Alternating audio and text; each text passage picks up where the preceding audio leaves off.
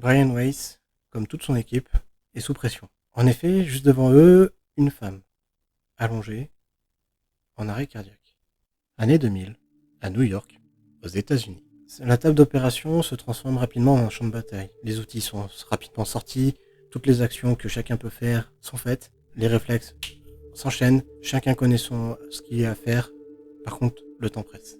Parmi toutes ces actions, Brian Weiss va, sans faire exprès, faire tomber un stylo qu'il avait dans sa poche et qui va rouler un petit peu en direction des pieds des pieds de la patiente, en direction de la fenêtre, et s'arrêter sur le sol.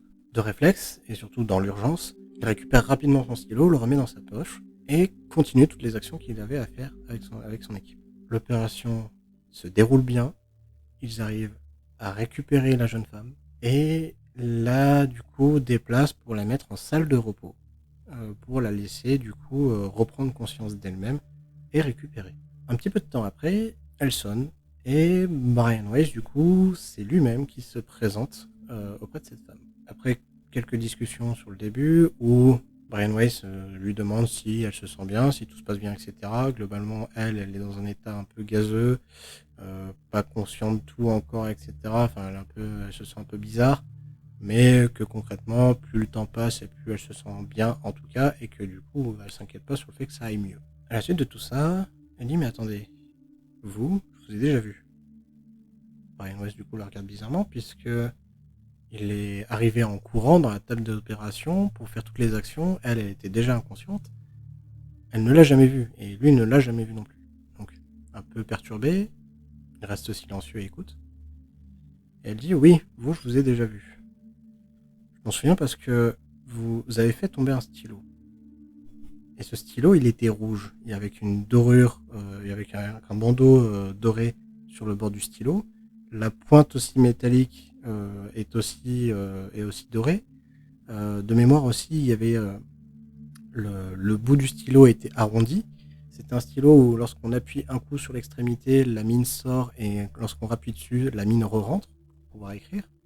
Et vous avez aussi une tige que vous amusez du coup à glisser sur le bord de votre poche, et en fait ça vous gêne à chaque fois parce que lorsque vous faites un mouvement avec votre jambe, et le stylo sort de lui-même de sa poche. Et ça fait déjà un petit moment que vous êtes embêté par ça. Mais ça me perturbait, je voulais savoir pourquoi vous gardez votre stylo dans cette poche-là, si ça vous gêne. Pourquoi vous ne le mettez pas ailleurs, ou pourquoi vous le gardez pas sur vous.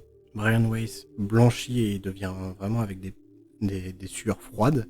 Alors, non seulement parce que toute l'histoire est exacte alors qu'elle était sur la table d'opération de manière inconsciente, que effectivement le stylo avait roulé et que la description est parfaite, elle est exacte, et que par-dessus tout, la femme est aveugle. Ce genre d'expérience, c'est ce qu'on appelle des expériences de mort imminente. Je vous préviens d'avance, pour cette vidéo, si vous êtes sensible au sujet de la mort, ou que vous êtes sensible à la fin de la vie, ou le passage dans l'au-delà, ou les choses que l'on pourrait vivre de bizarre lorsque l'on passe dans l'au-delà, je vous conseille de stopper cette vidéo maintenant. C'est un sujet qui est assez délicat. Je vous cache pas que même pour moi-même, en ayant fait des recherches, etc., ça a été aussi un peu délicat. Il faut savoir que les expériences de mort imminente, on en retrouve déjà dans le passé et en fait un petit moment derrière. C'est-à-dire que les deux guerres mondiales, donc 14-18, 39-45, ce deux-là en fait ont amené beaucoup de blessés, beaucoup ont frôlé entre guillemets la mort, et du coup la quantité de nombre d'expériences de mort imminente en fait a augmenté sur ces deux périodes-là. Jamais des choses qui étaient vraiment prises au sérieux, etc. Jusqu'en 1975. 1975, on a un psychiatre du nom de Raymond Moody qui se retrouve confronté à une personne qui a vécu une expérience de mort imminente qui le met un peu perplexe. Tellement perplexe que, à l'extérieur de son boulot, que lorsqu'il ne travaille pas sur les tables d'opération, et voilà, il décide de consacrer son temps libre à étudier le sujet. Il a réussi à filtrer et à retenir comme ça 150 personnes ayant vécu une expérience de mort imminente. Il remarque que pour ces 150 personnes, toutes, sans exception, suivent 9 mêmes étapes. Alors, certaines ne vont pas jusqu'à la 9e étape. En fonction de l'expérience de mort imminente, certains c'est dès la première, d'autres ça va être jusqu'à la 3e, d'autres c'est jusqu'à la 5e, sur lequel on passerait en fait juste après le passage de la fin de vie.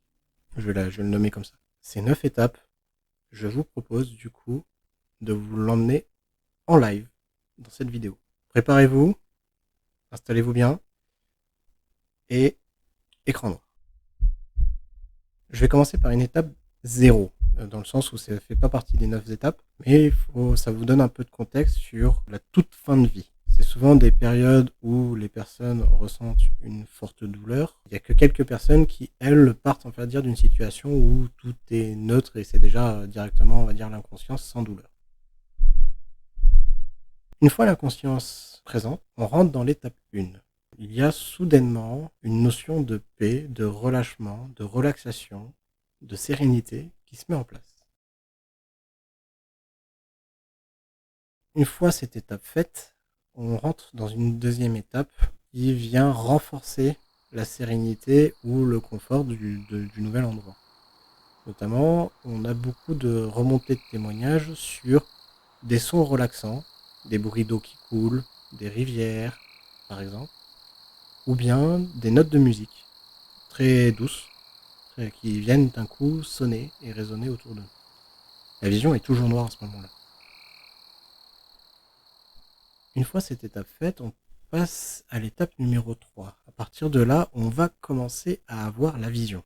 Cette étape numéro 3, ça peut durer entre 0,5 secondes et 1 minute. Donc, ce que je vais vous raconter, il faut savoir que certains, du coup, n'ont même pas spécialement connu cette étape, ou en tout cas l'ont traversée très rapidement et ont qu'un vague souvenir. Ça commence avec une vision qui s'éclaircit, qui part du corps de là où on était, et qui vient voler au-dessus du corps. On se rapproche du plafond, et pour d'autres personnes, on se revient à se rétablir debout à côté de notre propre corps. Pour toutes les personnes qui ont eu une expérience d'au moins 5 à 10 secondes dans cette étape, ils ont pu voir leur propre corps présent devant eux et se rendre compte du coup qu'ils étaient partis dans l'au-delà. Je vais le dire ça comme ça. Ceux qui n'ont pas été avant cette période-là ne se rendent même pas compte qu'ils étaient juste partis, détachés de leur corps et qu'ils étaient plus vivants du tout. Et il faut savoir que certaines entités ne savent pas qu'elles sont décédées. Au bout de 10 secondes, on a le temps de regarder, de jeter un coup d'œil sur l'ensemble de la pièce.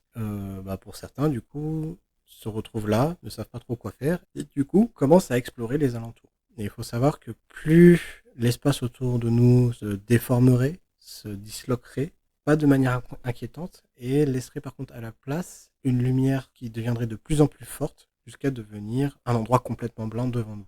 Cette lumière blanche va ensuite s'atténuer petit à petit, pour laisser la place à un milieu complètement paradisiaque. La notion de milieu paradisiaque, par contre, est propre à chacune des personnes. Donc pour certains, ça va être une grande prairie où des papillons volent, où on voit la rivière tomber. Pour d'autres personnes, ça peut être un buffet qui est installé à une maison où, dans leur enfance, ils ont vécu que des bons événements, etc., etc. Et ils ont eu le temps que pendant une dizaine, quinzaine de secondes de juste regarder les détails du décor. Et ils rentrent directement dans la 6e étape. On a ce qu'on appelle l'apparition des personnes de lumière. C'est pas forcément une personne qui apparaît avec une silhouette complètement blanche qui est présente, même si certains énoncent ce fait dans leurs expériences. Pour d'autres, c'est aussi simplement des personnes qui sont déjà parties, des êtres qui leur a été chers lorsqu'ils étaient enfants, et qui se présentent devant eux dans ce milieu paradisiaque. On a encore une notion d'une dizaine, quinzaine de secondes. À l'étape 7, il y a une notion de bonheur et de joie qui se dégage de tout ça. Les personnes qui se sont venues s'installer, etc., profiter d'un repas complètement heureux, etc., ont la joie de vivre, ils rigolent de choses dont on ne comprend pas forcément ce qui est dit, se mettent à manger, sont heureux. Il y a vraiment une notion de joie, de bonheur, d'amour qui se dégage de ce moment-là. On rentre dans l'étape 8 qui commence à être moins drôle. Ce décor, cet ensemble de décors, etc., commence, on va dire, à disparaître, à laisser la place à la première image de votre vie devant vous. Et en une trentaine de secondes à 1 minute, l'ensemble de votre vie que vous venez de vivre se défile devant vos yeux jusqu'à la dernière image de votre vie.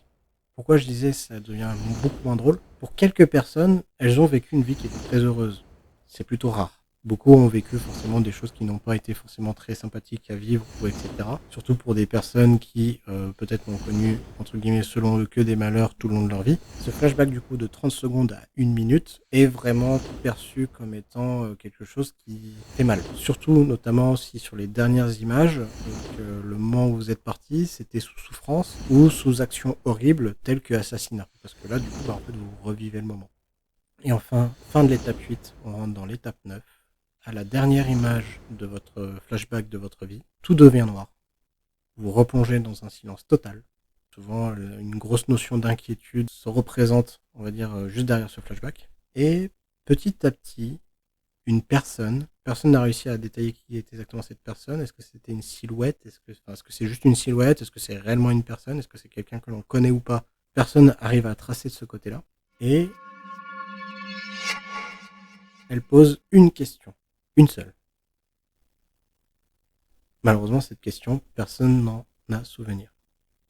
Même les gens qui sont arrivés jusque-là, qui se souviennent en gros cette forme de silhouette ou de la personne ou etc. qu'ils avaient à ce moment-là, en fait ne se souviennent plus du tout de la question, ne se souviennent plus non plus exactement de la réponse qu'ils ont donnée. Par contre, le seul truc dont ils s'en souviennent de manière certaine, c'est que la réponse qui est donnée apporte une conséquence. Pour les expériences de mort imminente, avec ces 9 étapes que je vous ai décrites, et en fait, c'est simplement les personnes reviennent dans leur corps et du coup peuvent raconter tout ça. Et raconter jusqu'à du coup à cette 9e étape ce qui s'est passé.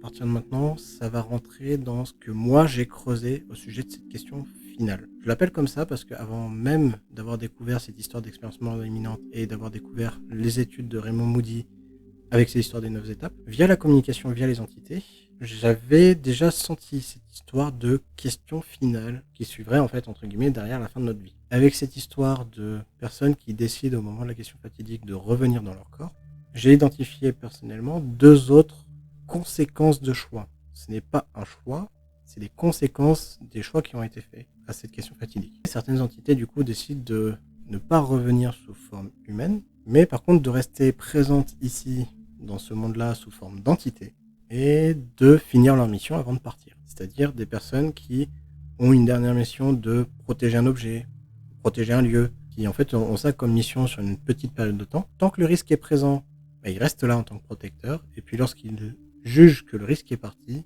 ils passent à la suite. Donc ça c'est le premier cas. C'est du coup la 2e conséquence de choix que j'ai identifiée. J'ai eu le cas d'avoir, on va dire, le retour d'une 3e conséquence possible. Parce que cette entité-là, qui au moment où elle est partie de notre monde physiquement, entre guillemets, elle a fait toutes ces étapes-là avec une autre personne.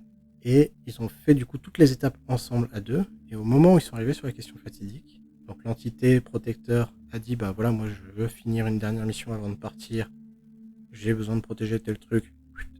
Et par contre, pour la 2e personne, elle l'a vu partir ailleurs. Elle l'a vu déjà directement aller dans un autre monde pour continuer à s'améliorer. Elle me le disait ça dans cette forme-là. La personne, en gros, serait partie ailleurs parce que il y aurait une sorte de... il y aurait comme s'il y avait plusieurs mondes. Chacun des mondes avait un peu ses spécificités et que on ne peut pas apprendre certaines choses en étant dans le monde où on est actuellement aujourd'hui, mais qu'en partant dans un autre monde, on peut les découvrir et on peut s'améliorer soi-même.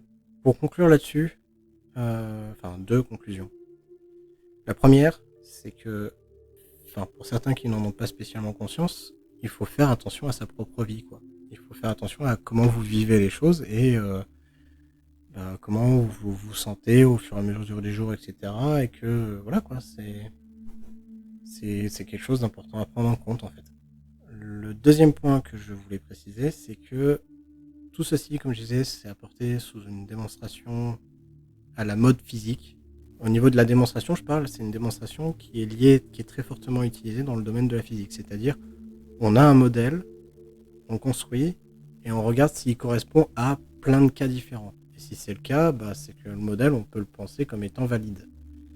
C'est le cas par exemple pour les atomes. Les atomes, on dit au lycée que c'est sous la forme de petites boules, qui a telle caractéristique, et effectivement on remarque dans plein de cas que c'est pratique de l'imager comme ça. Mais est-ce que c'est réellement la forme d'une boule ou pas? C'est une façon de représenter les choses. Par contre, la façon de la modéliser est bonne. Eh ben, si vous avez une vision par contre qui, elle, est plutôt, on va dire, avec une démonstration mathématique, non. Vous avez besoin d'étapes logiques et de choses qui se font entre chacune des étapes sur pourquoi ça lance la première étape, qu'est-ce qui passe de l'étape 1 à l'étape 2, quel est le phénomène qui aurait pu se produire à ce moment-là qui fait qu'on passe effectivement à ces étapes-là. Du coup, dans ce milieu-là, moi personnellement, du coup, j'ai une vision vraiment de la démonstration comme en physique et d'essayer de proposer un truc qui colle à plusieurs situations. Vous avez complètement le droit du coup de le réfuter, comme de réfuter que les atomes sont des boules ou de réfuter tout ça, euh, parce que vous n'avez pas la preuve exacte. Ça, il n'y a aucun souci et je respecte complètement votre opinion là-dessus. Pour finir sur ce point-là, je sens qu'il y a certaines personnes éventuellement qui peuvent ressentir le besoin de s'exprimer en commentaire ou même simplement de parler de leur non-croyance à ce sujet-là. Je vous demanderai, s'il vous plaît, de respecter les croyances de chacun et les opinions de chacun dans les commentaires et de ne pas, voilà, ne vous sautez pas dessus en disant non, ça c'est vrai, non, ça c'est faux. Parce qu'en fait, personne de toute façon détient la vérité encore aujourd'hui sur ce sujet-là. Donc, à part se taper dessus, ça n'a pas d'intérêt spécialement. Par contre, voir de nouvelles théories ou de nouvelles hypothèses ou avoir des récits de personnes qui ont eu des expériences de mort imminente, c'est toujours intéressant parce que c'est ce qui va permettre de forger sa propre croyance ou de forger ses propres opinions en fonction. Parmi tout ça, du coup, ça reste quand même un sujet qui a été assez délicat, notamment moi pour ma part, surtout de creuser et d'avoir creusé les recherches de Raymond Moody. De mon côté, en tout cas, je vous dis portez-vous bien, faites attention à vous, surtout avec l'été et la chaleur pour les personnes qui sont sensibles ou les personnes âgées. Prenez encore soin de vous et surtout, gardez l'œil ouvert.